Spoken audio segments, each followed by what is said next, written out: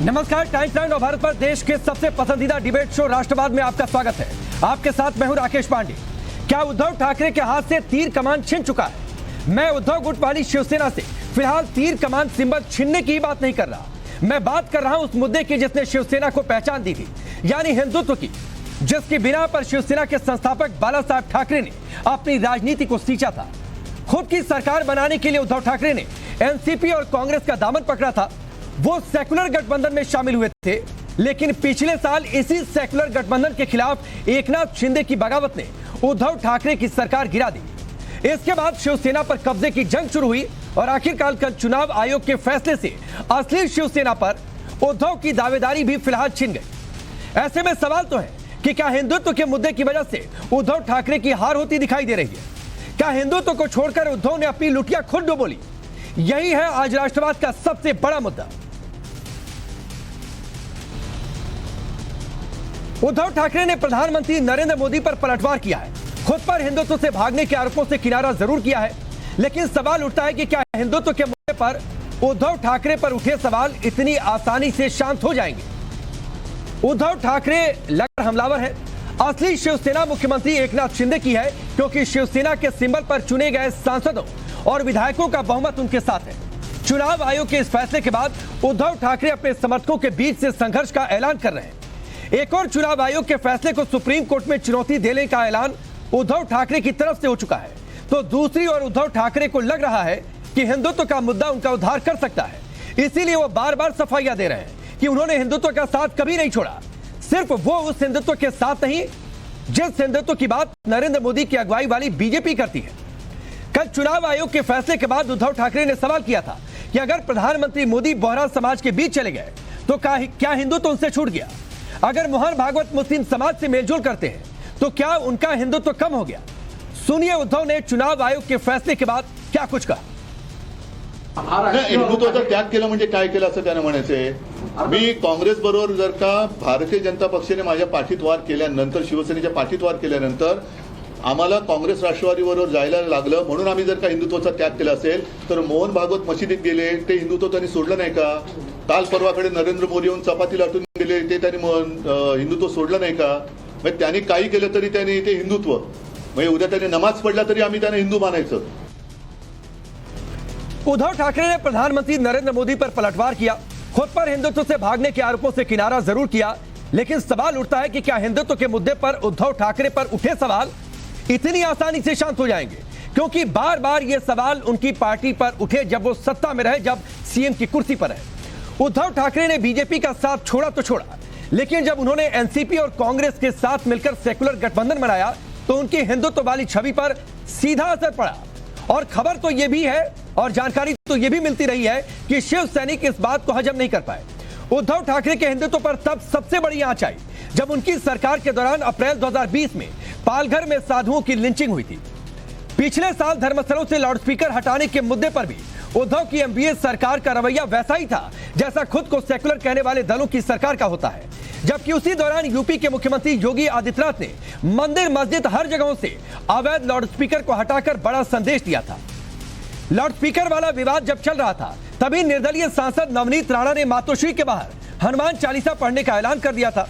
नवनीत राणा और उनके विधायक पति के खिलाफ उद्धव सरकार की सख्ती से उद्धव ठाकरे कहीं ना कहीं हिंदुत्व पर परसेप्शन वाली जंग में हारते दिखाई दिए। पिछले साल ही जब the Kashmir files film release हुई थी, उद्धव ठाकरे गुट ने फिल्म को घृणा फैलाने वाला कहा था, फिल्म को एजेंडा वाली फिल्म बताया। हिंदुओं के नरसंहार पर बनी फिल्म पर सेकुलर नैरेटिव में फंसना उद्धव की हिंदुत्व छवि के लिए घातक साबित हुआ। इसके साथ ही याद कीजिए, पिछले साल जब एकनाथ शिंदे का साथ लेकर बीजेपी ने उद्धव ठाकरे की सरकार गिराई, तब बीजेपी का सबसे बड़ा दाव हिंदुत्व के आधार पर ही था। सुनिए उस मौके पर देवेंद्र फडणवीस ने क्या कुछ कहा था। श्री एकनाथ शिंदे जी के नेतृत्व में शिवसेना के विधायकों ने एक ही मांग की कि कांग्रेस एनसीपी के साथ हम नहीं रह सकते और ये गठबंधन तोड़ा जाए, किंतु उनकी मांग मंजूर नहीं हुई। माननीय उद्धव जी ने हिंदुत्व छोड़ दिया, विचारों को छोड़ दिया और अपने विधायकों से ज्यादा कांग्रेस और एनसीपी की बात दिल को लगाकर रखी। आपने सुना देवेंद्र फडणवीस को। सिर्फ बीजेपी ही नहीं बल्कि एमएनएस के प्रमुख राज ठाकरे भी उद्धव ठाकरे को बाला साहेब की विरासत याद दिलाकर घेरते रहे हैं। कल चुनाव आयोग के फैसले के बाद राज ठाकरे ने बाला साहेब का एक ऑडियो ट्वीट किया। उसमें बाला साहेब यह कहते हुए सुनाई दे रहे हैं कि धन गया तो वापस आ सकता है, लेकिन नाम गया तो कभी वापस नहीं आएगा। उधर सांसद नवनीत राणा का उद्धव पर हमले का अंदाज भी कुछ ऐसा ही है। जो राम का नहीं, जो हनुमान का नहीं, वो किसी काम का नहीं, और धनुष्य बाण उसका नहीं। वही रिजल्ट आज लगा और उद्धव ठाकरे जी को भोलेनाथ ने बहुत सुंदर प्रसाद दिया है। जय भोले।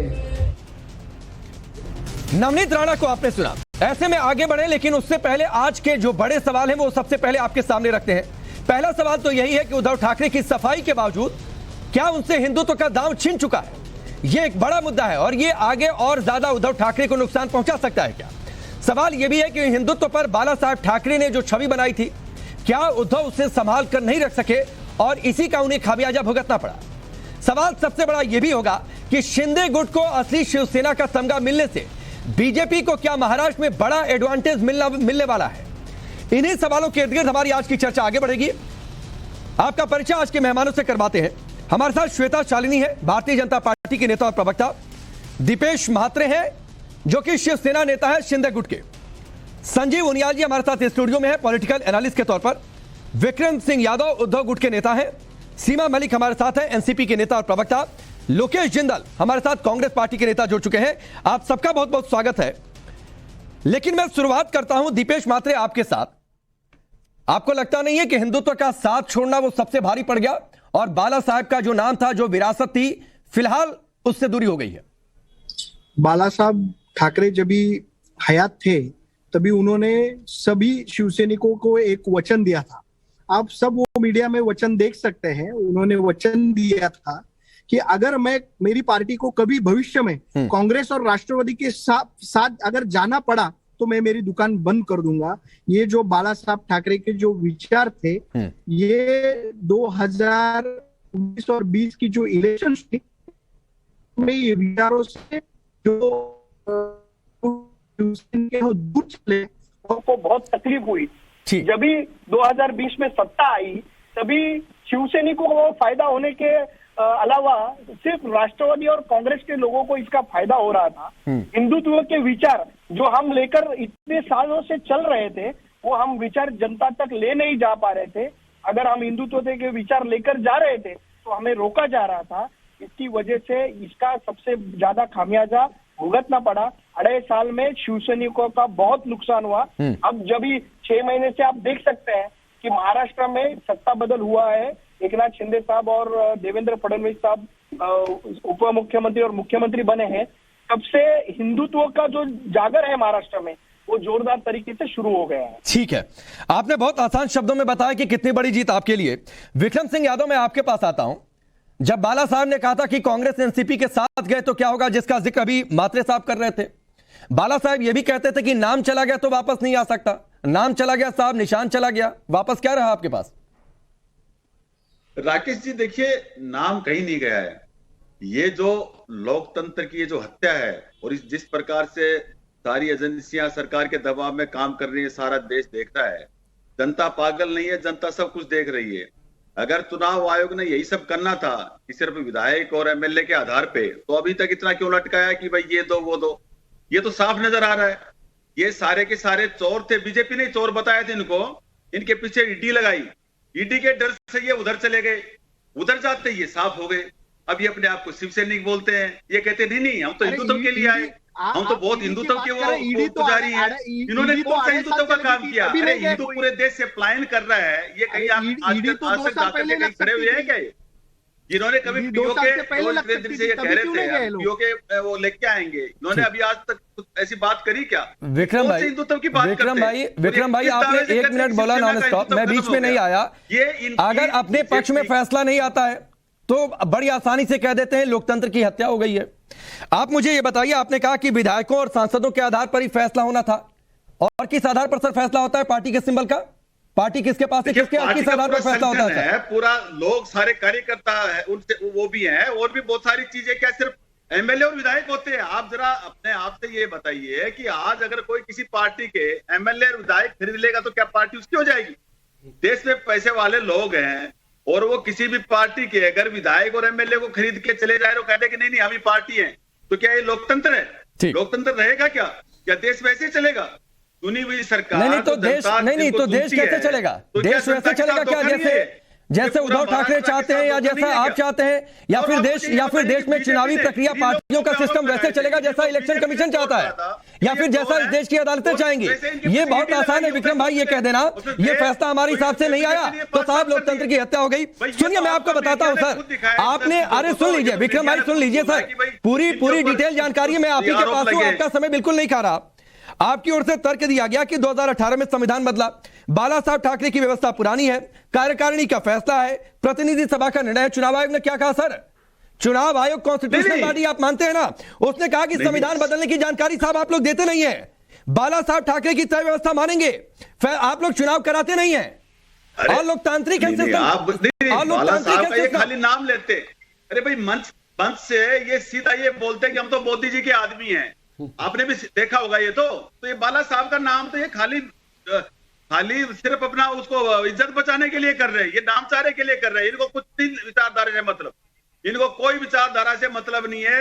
ये सारे के सारे घोटाले इन्होंने किए हुए थे। चलिए विक्रम भाई, इनको पता चला, बीजेपी ने इनके पीछे ईटी लगाई और ये उधर चले गए और वहां जाके ये सारे पाक साफ हो गए। चलिए, और अब अपने आप को बोलते हैं विक्रम भाई चलिए आप लोग अभी सुप्रीम कोर्ट में जाएंगे, दोनों पक्षों को हमारी ओर से शुभकामनाएं हैं। आप लोग अपनी लड़ाई अपने हिसाब से लड़िएगा, मैं उस ओर जा ही नहीं रहा। सुप्रीम कोर्ट में आप लोग अपनी लड़ाई लड़िएगा, सुप्रीम कोर्ट तय करेगा। सर देश की सबसे बड़ी अदालत है और वो फैसला चाहते हैं ना चाहते हुए सबको मानना पड़ेगा।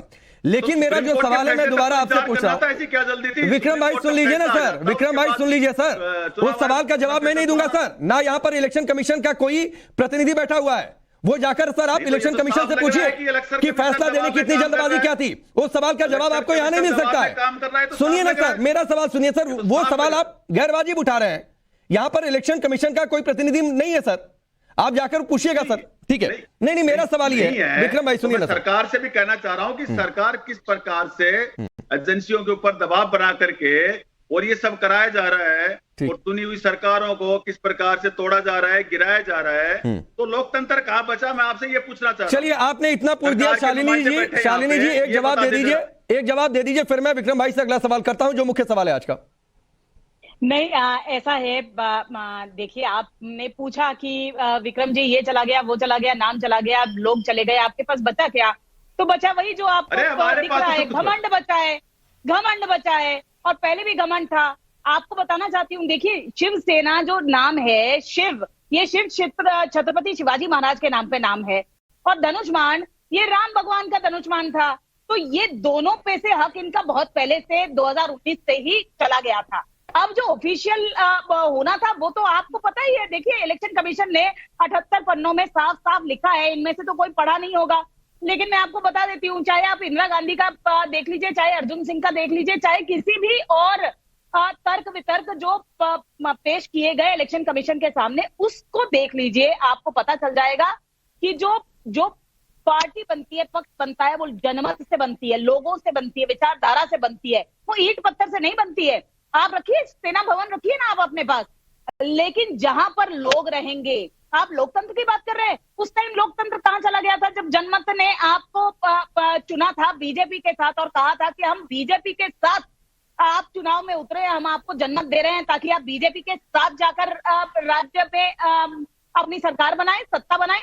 तब आपको याद नहीं था लोकतंत्र की हत्या तब नहीं हुई थी? अब आप दुहाई दे रहे हैं कि लोकतंत्र की हत्या हो गई, अब आप एजेंसी की दुहाई दे रहे हैं, अब आप ईडी कर रहे हैं। भैया नहीं श्वेता शालिनी जी वो कह रहे हैं आपने एजेंसियों को लगा दिया, उनके विधायकों और सांसदों को दल बदलने पर मजबूर कर दिया, शिंदे के साथ जाने के लिए मजबूर कर दिया, और ये आप लोगों की पीछे से स्ट्रेटजी थी। मैं खैर आता हूं, लेकिन श्वेता शालिनी जी आपने जो बड़ा मुद्दा इस बीच अपनी बातों में उठाया, एक तस्वीर मैं दिखाता हूं, जरा पालघर की तस्वीर दिखाइए। 2020 की यह तस्वीर है, साधुओं की लिंचिंग हुई, हत्या हुई और उसके बाद किस तरीके से आक्रोश फैला। मुझे लगता है विक्रम भाई ये तस्वीरें आपको याद होंगी, और ऐसे कई सारे घटनाक्रम है सर, जब आप लोगों पर यह आरोप लगे कि आप हिंदुत्व की पीठ से उतरते चले गए और इसका खामियाजा भुगतना पड़ा, जो एकनाथ शिंदे बार बार कहते रहे। मैं आ रहा हूं सर, अपनी बात पूरी कर लूं, मैं अपनी बात पूरी कर लूं, मैं आपको भरपूर समय दूंगा जवाब देने के लिए। बीजेपी का साथ छोड़कर एनसीपी कांग्रेस के साथ आप चले गए। जो बातें बाला साहब कहते थे, जिसका जिक्र थोड़ी देर पहले मात्रे साहब कर रहे थे, 2020 की यह तस्वीर है। इसके बाद लाउड स्पीकर का मुद्दा आ गया, मातोश्री के बाहर हनुमान चालीसा पढ़ने से आप लोगों को दिक्कत होने लगी। ये सारे घटनाक्रम होते गए और आप हिंदुत्व की पीठ से उतरते गए। इसका खामियाजा है जो शिव सैनिकों में आक्रोश हो गया। राकेश भाई, पाल गढ़वाली एक दुखद घटना थी, उसमें सरकार का कोई लेना देना नहीं था। ऐसी घटनाएं साधुओं के साथ और भी कई जगह हो जाती हैं। आपकी सरकार का स्टैंड क्या था? माहौल बनाया कि भाई सारा धर्म भ्रष्ट यही हो गया। यूपी के अंदर 2 महीने के अंदर 50 साधु मार दिए गए, उनका कहीं पे कोई जिक्र नहीं है। लेकिन उसका एक मीडिया के थ्रू उन्होंने ना माहौल बनाया कि भाई सारा का सारा पाप जो हुआ है यही हुआ है। ठीक है, एक एक करके श्वेता शालिनी जी, मैं सबके पास आऊंगा। अभी 2-3 मेहमानों ने कुछ नहीं बोला है। हनुमान चालीसा पढ़नी है, मंदिर में पढ़ो, कौन रोक रहा है? आप किसी मुख्यमंत्री को धमकी देकर के नहीं, धमकी क्या है सर? मातोश्री के बाहर अगर आकर हनुमान चालीसा पढ़कर चली ही जाती तो उससे क्या हो जाता सर? पढ़ने देते ना, बल्कि खुद जाकर साथ होकर खड़े होकर पढ़ देते। ठीक है विक्रम भाई, आपने अपनी बात कही, ठीक है सर, मैं बाकी मेहमानों के पास चला जाऊँ। विक्रम भाई सुनिए, हिंदुत्व से लेना देना नहीं सर, धारा किसी और चीज से लेना नहीं सर, ठीक है, ये आरोप आप पर भी लग रहा है। विक्रम भाई सर, आप देखो पूरे देश में हिंदू पलायन। विक्रम भाई शांत हो जाइए, मैं बाकी मेहमानों के पास जा रहा हूँ प्लीज। हमले हो रहे हैं उनियाल साहब, अरे सर रुक जाइए ना, कौन से हिंदुत्व की विक्रम भाई रुक जाइए, अभी सबकी आवाज डाउन करिए। सर नेशनल चैनल पर एक दूसरे को सुनकर अपनी बात रखते हैं। 3 मेहमान अभी भी इंतजार कर रहे हैं, मैं उनके पास चला जाऊं, उसके बाद सब लोग अपनी बात रखिएगा। उनियाल साहब, आपको लगता नहीं है जिस बात को नकार रहे हैं विक्रम भाई, जो तस्वीरें मैंने दिखाई, हिंदुत्व की पिच को छोड़ना यह सबसे ज्यादा भारी पड़ा है, नुकसान उठाना पड़ा है उद्धव ठाकरे को, और बाला साहब का जो नाम था फिलहाल उस नाम की लड़ाई में पिछड़ गए। मुझे लगता है राकेश पांडे कि हर एक पार्टी का, हर एक पॉलिटिकल पार्टी का, ऑर्गेनाइजेशन का एक जो है मूल सिद्धांत होता है, एपी सेंटर होता है, सेंट्रीफ्यूगल फोर्स होती है।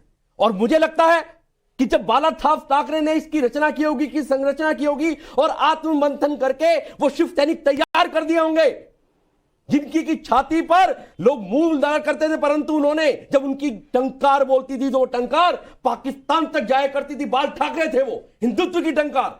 और जब वो सेंट्रीफ्यूगल फोर्स, उस पार्टी की आत्मा, उस ऑर्गेनाइजेशन की आत्मा को मार दिया जाता है, कुचल दिया जाता है, वो क्या थी? वो हिंदुत्व था, हिंदुइज्म था।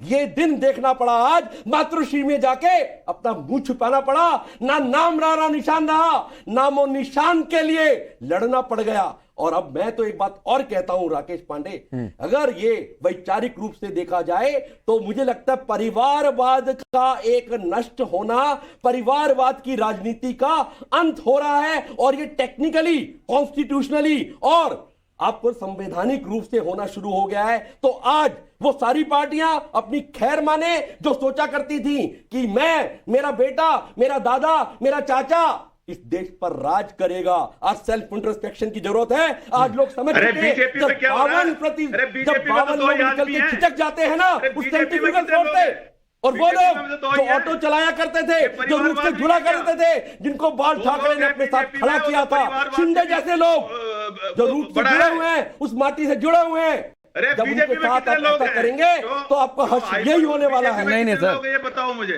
ठीक है, अरे भाई गला फाड़ देते कुछ नहीं होगा। बीजेपी में कितने लोग हैं ये बताइए मुझे जरा। अरे अपनी बात, बीजेपी में कितने लोग हैं? वालों से परिवार, कौन से परिवारवाद की बात करते हो? बैठ करके आप बकवास कर रहे हो। परिवार को ही कार्यकर्ता बोलते हैं, यही तो प्रॉब्लम है। चलिए नहीं विक्रम भाई देखिए, आज स्थिति ऐसी आ गई है। सुनिए ना सर, रुक जाइए, मैंने आपसे कहा था कि 2-3 मेहमानों ने नहीं बोला है। सर शांत रहिए प्लीज, मैं बाकी 2 मेहमानों के पास भी चला जाऊं। उनियाल साहब ने जो बातें कही, देखिए आज आपको ये सुनना पड़ रहा है। सर सोचिए इस बात को, आत्ममंथन करिए कि आज आपको ये सुनना पड़ रहा है कि शिवसेना में चले जाइए। ये नहीं बोलेंगे तो इनके ऊपर जिस शिवसेना को आप लोग जन्म अधिकार आप समझते थे, वो सुनना पड़ रहा है। उनियाल साहब ने ये कह दिया कि शिवसेना में चले जाइए। ये स्थिति आ गई तो इसमें मंथन करिए। सर सीमा मलिक मैं आपके पास आता हूं, उसके बाद लोकेश भाई आपके पास आऊंगा। सीमा मलिक, आप लोग बड़ा खुश होंगे, शरद पवार ने तो बड़ा बीच का स्टैंड ले लिया है। वो कह रहे हैं नाम गया, निशान गया, कोई फर्क नहीं पड़ता है, नया नाम नया निशान ले लीजिए। आपके दोनों हाथों में लड्डू टाइप का फील हो रहा है? देखिए मैं काफी देर से सुन रही थी इन चीजों को, और देखिए जोर जोर से चिल्लाने से कहने से कोई भी चीज सत्य नहीं हो जाती है।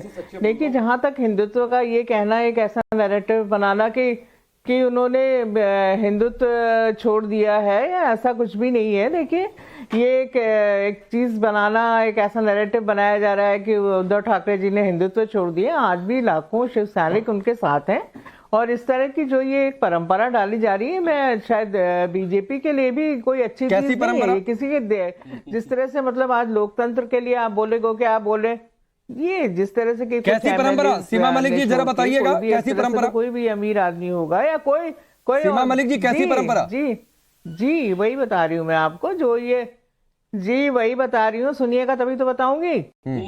परंपरा की बात मैं ये कह रही हूँ कि जिस तरह से ये सब चीजें हुई हैं, जिस तरह से कुछ एमएलए को आप ईडी के या किसी भी दबाव में आकर कुछ भी एमएलए या कोई भी अमीर आदमी इस तरह से तो कुछ भी एमएलए और ये लेके, ऐसा बीजेपी में भी हो सकता है, ऐसा तो है नहीं। आज आप बहुत खुश हैं, कल आपके साथ भी यही हो सकता है। तो मतलब आप लोग कर रहे हैं क्या? नहीं कि आपके साथ एनसीपी डोरे डाल रही है? आपके पास कम पैसे हैं जी? आपको लगता है राष्ट्रवादी के पास कम पैसे हैं? हम कुछ डोरे वोरे नहीं डाल रहे।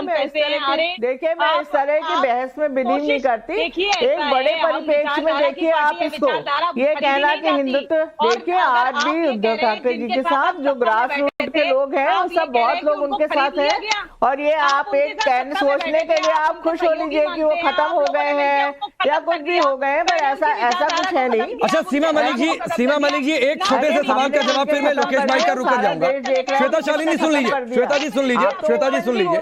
सीमा मलिक, क्या आपको ये लगता है कि उद्धव ठाकरे ने बाला साहेब की हिंदुत्व की पिच को डाउन कर दिया है? पूजन करने तो आए नहीं है, हम वेंडिटा पॉलिटिक्स आप करते हैं, हम नहीं करते। श्वेता जी रुक जाइए, श्वेता शालिनी रुक जाइए, मैं बात कर रहा हूँ। सीमा मलिक जी सुन लीजिए ना, मैडम सवाल सुना करिए। पूरे डिबेट में आप चीखती रही है, नहीं मैं किसी को बहुत ज्यादा चीखने की इजाजत नहीं दूंगा। सीमा मलिक जी सुनिए, मेरा सवाल ये है और छोटा सा जवाब दीजिएगा। क्या आपको लगता है कि उद्धव ठाकरे ने बाला साहेब के हिंदुत्व की लाइन को डाउन कर दिया? नहीं, बिल्कुल भी नहीं लगता है कि उन्होंने हिंदुत्व की लाइन को कहीं भी छोड़ा है। और ये देखिए अगर उन्होंने, हम जो महाविकास अघाड़ी बनी थी वो एक विकास के मॉडल पर बनी थी और बहुत अच्छा काम उनका चल रहा था, और कोई उसमें ऐसा नहीं है कि अगर उन्होंने हमारे साथ सरकार बनाई तो उन्होंने हिंदुत्व छोड़ दिया। ये तो एक मतलब बहुत गलत आरोप है। तो बाला साहब ये क्यों कहते थे कि एनसीपी कांग्रेस के साथ कभी नहीं जाना चाहिए? सीमा मलिक जी है नहीं, बाला साहब क्यों कहते थे कि एनसीपी कांग्रेस के साथ नहीं जाना चाहिए? नहीं, देखिए वो एक वक्त की बात होती है, जो भी चीजें होती हैं उनको कोट करके और उनको जिंदगी भर वो चीजें नहीं चलती रहती हैं, ये इसका कोई वो नहीं होता है। और बाला साहब ये अगर आप मुझे ये कहते हो कि ठीक है, मैं लोकेश भाई के पास आता हूं, बहुत देर से आ रहा हूं, माफी के साथ लोकेश भाई, थोड़ा सा देर हो गया जी। लोकेश भाई सवाल ये है कि कांग्रेस और एनसीपी, आप दोनों ही लोग आत्मघाती साबित हुए उद्धव ठाकरे के लिए, डुबो दिया आपने।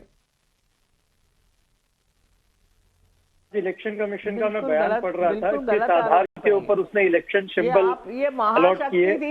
इलेक्शन कमीशन कहता है कि उसने अलॉटमेंट इसलिए उद्धव बाल ठाकरे जी को नहीं दिया क्योंकि इंटरनल पार्टी डेमोक्रेसी नहीं थी। शिंदे गुट ने ये आरोप लगाया था कि 2018 में एक अमेंडमेंट आया था शिवसेना के कॉन्स्टिट्यूशन में, जिसके तहत अब सारी जो पोस्ट है वो उद्धव ठाकरे जी नियुक्त करेंगे, इससे उन्हें खुशी नहीं थी। अब आप मुझे एक बात बताइए, क्या भाजपा के काम करने का तरीका लोकतांत्रिक है क्या? शिवसेना की बात, क्या कोई इलेक्शन होते हैं भाजपा के अंदर? दूसरी बात मुझे कहने दीजिए। श्वेता शालिनी सुन लीजिए ना, लोकेश जिंदल को बहुत देर बाद 20 मिनट बाद बोल रहे हैं, मुझे अपनी उनको एक मिनट अनइंटरप्टेड दे दीजिए। श्वेता शालिनी, और रही बात श्वेता शालिनी जी, लोकेश भाई बड़े देर के बाद बोल रहे हैं, थोड़ा अरे देखिए शालिनी जी अरे ठीक है ना, उनके मन की बात हो जाए, 30 सेकंड जरा अनइंटरप्टेड दे दीजिए। कांग्रेस पार्टी के साथ इतना अन्याय नहीं। लोकेश भाई, रही बात इलेक्शन कमीशन की, उसका नाम तो बदलकर भाजपा को सिलेक्शन कमीशन कर देना चाहिए, क्योंकि अगर आप देखें कोई लोकतांत्रिक तरीका ही नहीं है कि भाई जब सैया हो कोतवाल तो डर काहेगा। आप अगर एक नियम बना रहे हैं, रिप्रेजेंटेशन ऑफ पीपल्स एक्ट 1951 को साइट करते हैं, तो वो सभी पार्टियों पर लागू कीजिए ना। हमने कांग्रेस ने अपना राष्ट्रीय अध्यक्ष जो चुना वो लोकतांत्रिक तरीके से चुना। मैं खुद डीआरओ था। हमने देखा है किस तरह से वोट डालने स्वयं क्या बातें करती हैं? सोच हुए खा के बिल्ली हज को। लेकिन अब सुनिए लोकेश भाई मैंने आपको 30 सेकंड दोबारा अलग से अनइंटरप्टेड दिया। आप सुन लीजिए सर, सुन लीजिए ना, आपने बहुत छोटी बात कही। लोकेश भाई आप तो बड़े धीर गंभीर आदमी हैं। सुनिए ना सर, सुनिए लोकेश भाई आप बड़े धीर गंभीर आदमी हैं। ये सिलेक्शन कमीशन कह देना, आपके हिसाब से फैसला ना आए तो इलेक्शन कमीशन पर सवाल उठा दीजिए, कोर्ट पर सवाल उठा दीजिए, अदालतों को नहीं मानने की बात कह दी जाए। यही एजेंसियां जब आपको बुला दे, चुनौती दे दे, इलेक्शन कमीशन कह दे कि आ जाइए साहब, आप ईवीएम पर बहुत सवाल उठाते हैं, आ जाइए। आप अपनी बातें, आप अपनी बातें सुनिए ना लोकेश भाई सुनिए ना। अरे ये पार्टी का मंच नहीं है, सुनिए, पार्टी का मंच नहीं कि नॉन स्टॉप बोलेंगे। इलेक्शन कमीशन को सिलेक्शन कमीशन कह देते हैं अपनी सहूलियत के हिसाब से। इलेक्शन कमीशन कहे कि आइए ईवीएम पर जो सवाल उठा रहे हैं उसको साबित कर दीजिए। अरे सुन लीजिए सर, तो आप भाग जाते हैं सर, उस मीटिंग में कोई नहीं जाता है कौथल में। वही इलेक्शन कमीशन हिमाचल में चुनाव कराता है, तब इलेक्शन कमीशन आपके लिए एग्जैक्ट कमीशन हो जाता है कि साहब ये तो बहुत सही है, बहुत बढ़िया चुनाव हो गया, बहुत बढ़िया फैसला आ गया। लेकिन उसी इलेक्शन कमीशन का एक फैसला आपके हिसाब से नहीं है तो आप उस पर सवाल उठा देंगे। ये बहुत पुरानी रवायत है लोकेश भाई। जनता बहुत जागरूक हो चुकी है और सबके पास बहुत ज्यादा इंफॉर्मेशन है। चलिए मैं आगे बढ़ता हूँ, ठीक है, आगे बढ़ता हूँ। डिबेट ओपन है लेकिन क्रॉस करेंगे तो एक दूसरे को सुनते हुए। और विक्रम भाई आपको एक बयान सुनवाता हूं क्यों बार बार हिंदुत्व की बात आ रही है। आप देखिए बार बार जब उद्धव ठाकरे पर सवाल उठे तो उन्होंने बार बार सफाई दी है। बार बार सफाई देने की जरूरत क्यों सर? अगर आप हिंदुत्व के पीछे नहीं हटे थे। 12 फरवरी का एक बयान सुनिए पहले कि हम हिंदू हैं मतलब सिर्फ मराठी है, हिंदी लोगों हिंदी जितने हिंदी भाषिक हैं उनका द्वेष करो।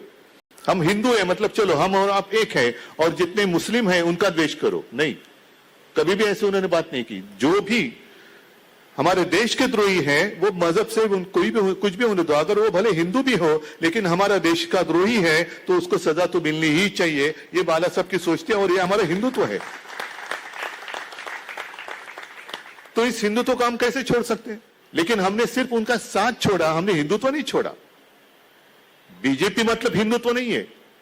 वो उनका जो हिंदुत्व अब जो चला रहे हैं वो हिंदुत्व मैं मानने के लिए तैयार नहीं हूं। कभी भी कुछ भी वो दिल में आए वो कहते जाते हैं और हमें उनको मानना पड़ता है। अब मेरा दो लोगों से सवाल है इस बयान के बाद, विक्रम सिंह यादव और दीपेश मात्रे। पहले विक्रम भाई मैं आपके पास आता हूं, क्या कभी आपने बाला साहब को इस तरीके से सफाई देते हुए सुना? नहीं राकेश भाई, ये जिस प्रकार से पहले से कोई माहौल भी नहीं बनाया गया था, अभी ये जो माहौल बनाया जा रहा है जबरदस्ती, जैसे ये कहा जा रहा है कि हिंदू नहीं बाला, अरे क्या बात कर रहे हैं क्या भाई विक्रम भाई? ये बताइए बाला साहब के खिलाफ कम माहौल बनता था, कम सवाल उठते थे, वो ताल ठोक कर कहते थे कि मेरी जो लाइन है मैं उस पर चलूंगा।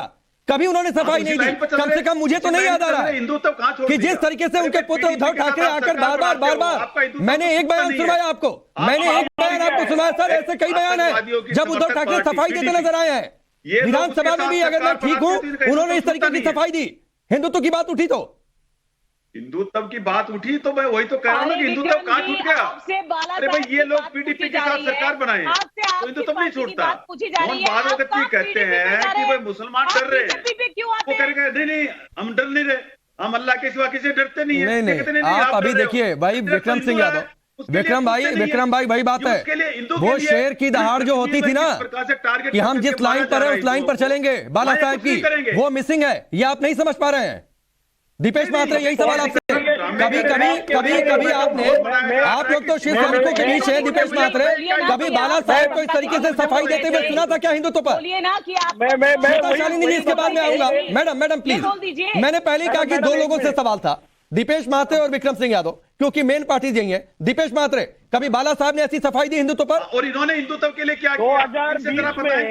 2020 में बाला साहब के विचारों से जो कॉम्प्रोमाइज जो किया था उसकी वजह से उनको ये सफाई देनी पड़ी। अगर बाला साहब के विचारों से कॉम्प्रोमाइज किया नहीं होता तो उनको सफाई देने की जरूरत नहीं पड़ती थी। विक्रम जी, आप मुझे बताइए, आप मुझे एक बात बताइए कि जब हिंदुत्व का मुद्दा आता था तब सफाई देने की क्यों जरूरत पड़ती थी?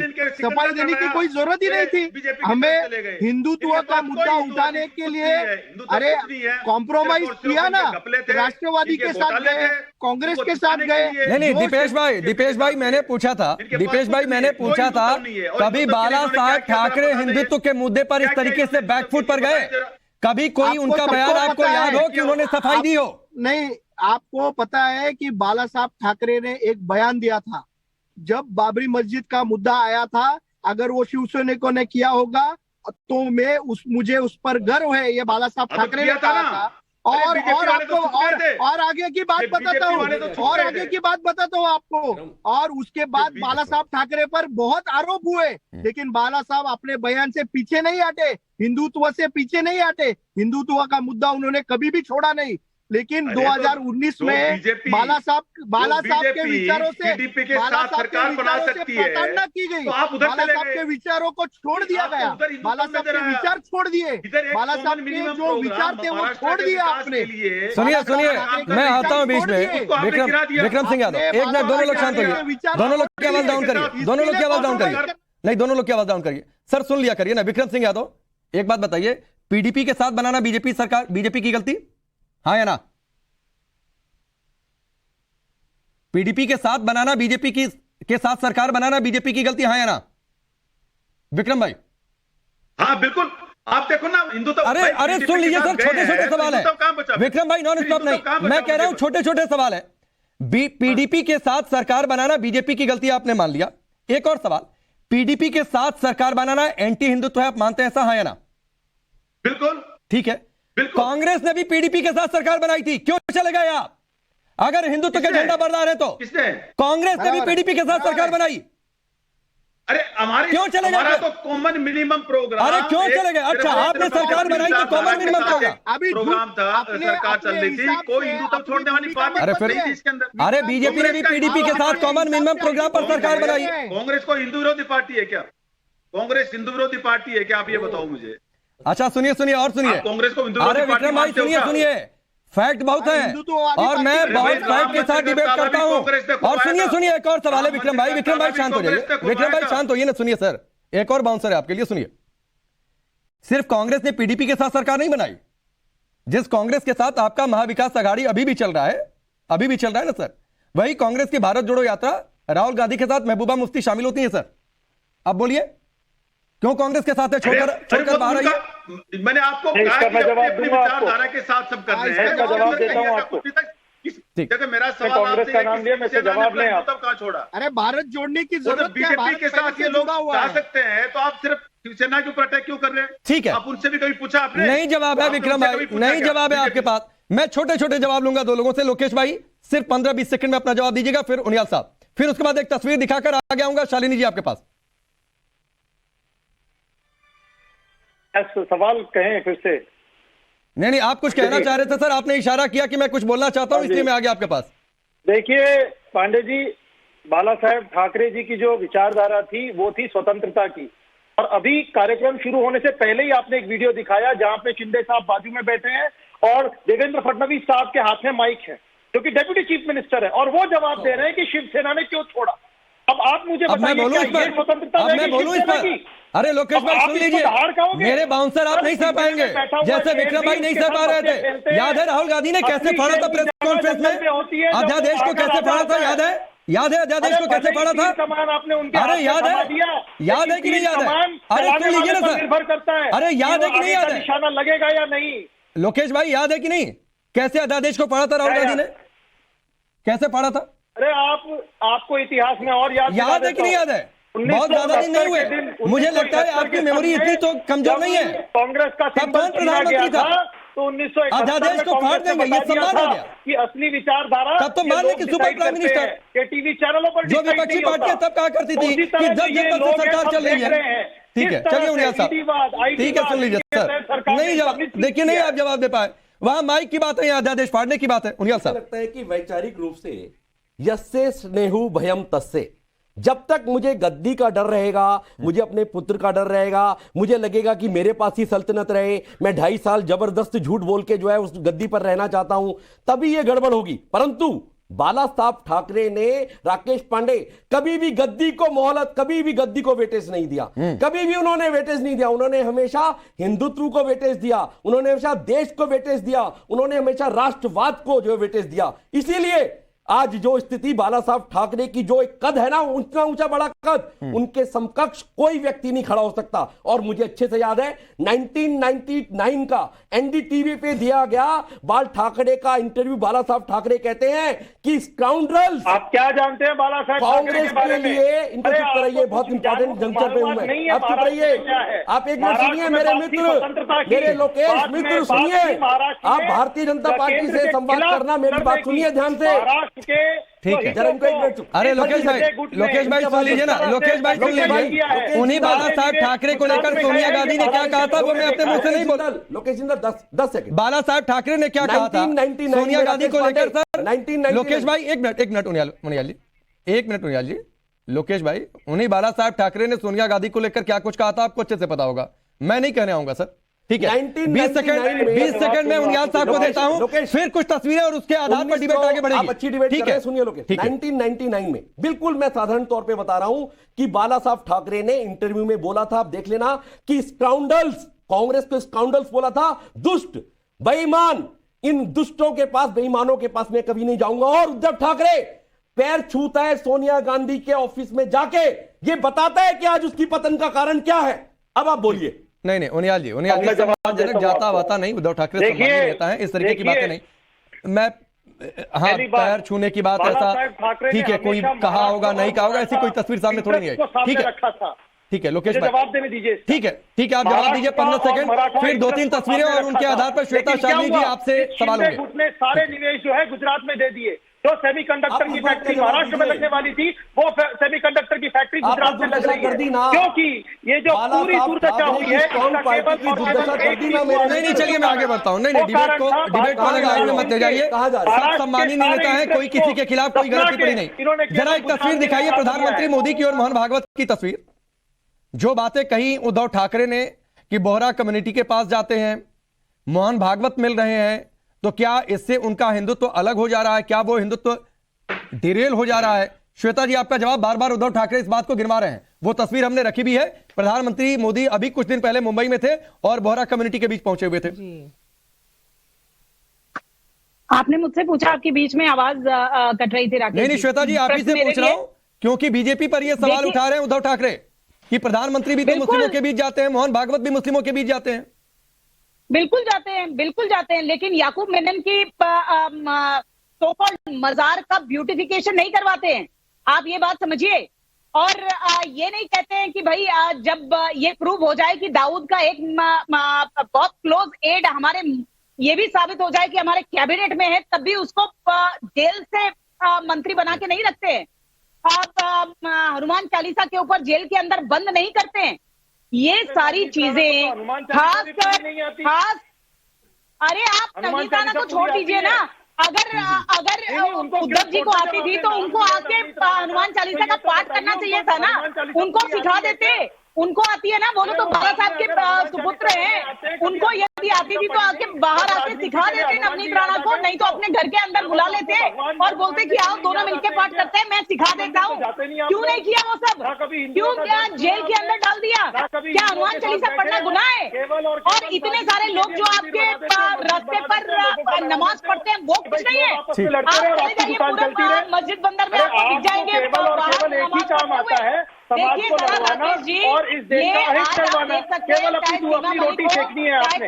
आप वो लोग हो जो लोगों के बीच में द्वेष और दंगा पैदा करके उस आग के ऊपर अपनी रोटी सेकते हो। अरे ऐसे एक साथ मत बोलिए, मैंने कहा था कि डिबेट ओपन है, इसका मतलब एक दूसरे को सुनते हुए बोलेंगे। श्वेता जी पानी पीजिए, आपको खांसी आ रही है, मैं आता हूं। एक तस्वीर जरा दिखाइए कंगना रनौत की। कंगना रनौत ने क्या ट्वीट किया है, कंगना रनौत ने क्या ट्वीट किया है, और आपको याद होगा किस तरीके से उनके घर को गिराया जा रहा था। मैं उस समय मुंबई में था, उस घटनाक्रम को मैं कवर भी कर रहा था। अब कंगना रनौत ने क्या लिखा है ट्विटर में, ये देखिए आपके सामने है कि कुकर्म करने के कारण इंद्र का भी सिंहासन डोलने लगा। उसके बाद अब तो उन्हें लगा था कि उद्धव ठाकरे का भी जो है वो सिंहासन गिरेगा, इस तरीके की बातें उन्होंने ट्वीट में लिखी हैं, वो टेलीविजन स्क्रीन पर है। अब सीमा मलिक जी बताइए, ये बार बार जो हिंदुत्व के साथ खुद को खड़े होकर दिखाते हैं, कंगना रनौत को मौका मिला इस तरीके की बातें कहने का, आपको लगता नहीं है कि बार बार एंटी हिंदुत्व की बातें उद्धव ठाकरे की ओर से ज्यादा हुई? देखिए, मैं जवाब दूं? पहले सीमा मलिक जी काफी देर से उन्होंने नहीं बोला, उसके बाद विक्रम भाई आप जवाब दीजिएगा। ऐसा नहीं लगता है मुझे, बिल्कुल भी। देखिए, मुझे बिल्कुल भी ऐसा नहीं लगता है। मैं एक लाइन में आपको बताती हूँ कि उद्धव ठाकरे जी ने हिंदुत्व छोड़ दिया है या वो हिंदुत्व का केयर नहीं करते हैं या कुछ, मुझे तो ऐसा बिल्कुल भी नहीं लगता है। और जहाँ तक आप ये जो कंगना रनावत जी के आप जो ट्वीट की बात कर रहे हैं, या आप हमारी जो सांसद थी जो हनुमान चालीसा पढ़ने गई थी, जिस तरह की वो लोग बातें करते हैं, उससे एक सीधी सी बात लगता है कि एक पॉलिटिक्स ऑफ वेंडेटा, एक ऐसी पार्टी जो पार्टियां इतने दशकों से एक साथ थी, अगर किसी वजह से उन्होंने आपका साथ छोड़ दिया तो आप उनको बिल्कुल निस्ते नाबूद कर देंगे, उनको खत्म कर देंगे, इसको क्या कहा जाएगा? किसी वजह से नहीं, देवेंद्र फडणवीस जी का मैं देख रही थी किसी चैनल पे, वो बोल भी रहते हैं कि हम राजनेता है, हम कोई साधु संत नहीं है। ठीक है, देखिए, और ये देखिए नहीं, साधु संत नहीं थे सीमा मलिक जी, देखिए, ठीक है, साधु संत नहीं थे, लेकिन उसके बावजूद जरूरत क्या थी हनुमान चालीसा का विरोध करने की? नहीं करते हनुमान चालीसा का विरोध, उनकी वजह से ये हो गया। ठीक है, नहीं करते हनुमान चालीसा का हनुमान विरोध, बहुत आसान से वो पढ़ती और शायद निकल कर चली भी जाती, ये हंगामा ही नहीं खड़ा होता। किसी ने विरोध नहीं किया, ठीक है, ना उन्होंने किया, ना हम करते हैं, ना कोई करता है, कोई भी नहीं करता है। सभी हम सब भी हिंदू हैं और हम सब बहुत हमारा विश्वास है हनुमान चालीसा पे। ठीक है, मैं आगे बढ़ता हूँ। नहीं, आप समझिए क्या है ना सीमा मलिक जी, देखिए उनका तरीका, मैं मानता हूँ आपकी बात को, मैं मानता हूँ कि उनका तरीका राजनीतिक था, राजनीतिक हंगामा खड़ा करना मकसद था, लेकिन पब्लिक के बीच परसेप्शन क्या चला गया वो आप बेहतर तरीके से जानती हैं। मेरे कहने का मतलब सिर्फ उस परसेप्शन को लेकर था, वही उन्होंने किया। देखिए, ठीक है, और ये सुन लीजिए, ये परसेप्शन भी क्यों गया? ज्यादा से ज्यादा लोग, जिसका जिक्र सबसे पहले दीपेश म्हात्रे जी ने किया कि कांग्रेस एनसीपी को लेकर बाला साहब क्या कहा करते थे जी, ये पूरा घटनाक्रम उस परसेप्शन को बिगाड़ गया। विक्रम भाई, आप कुछ कहना चाह रहे थे? हाँ राकेश भाई, देखिए कंगना रनौत ने इलीगल कंस्ट्रक्शन कर रखी थी, इसी प्रकार से अगर यूपी में इलीगल कंस्ट्रक्शन पे बुलडोजर चलता है तो ये लोग ताली बजाते हैं, यहाँ अगर बुलडोजर चला तो ये लोग हाय तौबा मचाते हैं। अरे भाई, इनके दौरे आप ये देखो ना रवैया, आप एक ये बैठे साहब कह रहे हैं कि परिवारवाद है, उसी बुलडोजर का आप लोग विरोध भी करते हैं विक्रम भाई। आप लोग चला गए तो ठीक है, यूपी में बुलडोजर चल जाए तो हाय तौबा मचने लगती है, यूपी में बुलडोजर चल जाए तो हाय तौबा मचने लगती है, बाकी जगहों पर बुलडोजर चले तो ठीक है, जस्टिफाई। राजस्थान में भी बुलडोजर चल गया। बहुत बड़ी भक्त नहीं है कोई भाई, ये तो मुनियाल साहब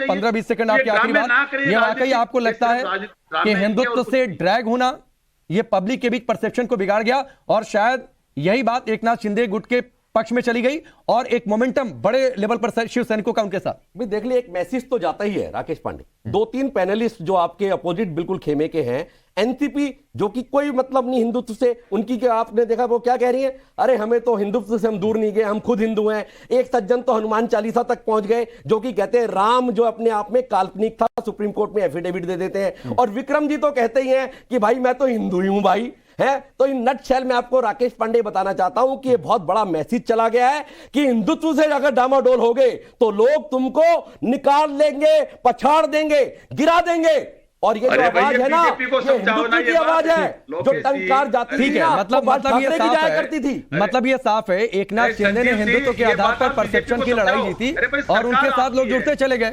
और संख्या बल इतना ज्यादा हो गया, कि इलेक्शन कमीशन को यह फैसला देना पड़ा कि जो संख्या है वो ये साबित करती है कि असली शिवसेना पर शिंदे गुट का अधिकार है। चलिए ठीक है, ये लड़ाई सुप्रीम कोर्ट में आगे बढ़ेगी। फिलहाल वक्त बस इतना है। राष्ट्रवाद में आप सबका जुड़ने के लिए बहुत बहुत शुक्रिया। खबरों का सिलसिला आगे भी जारी है। आगे देखिए योगी के दुश्मन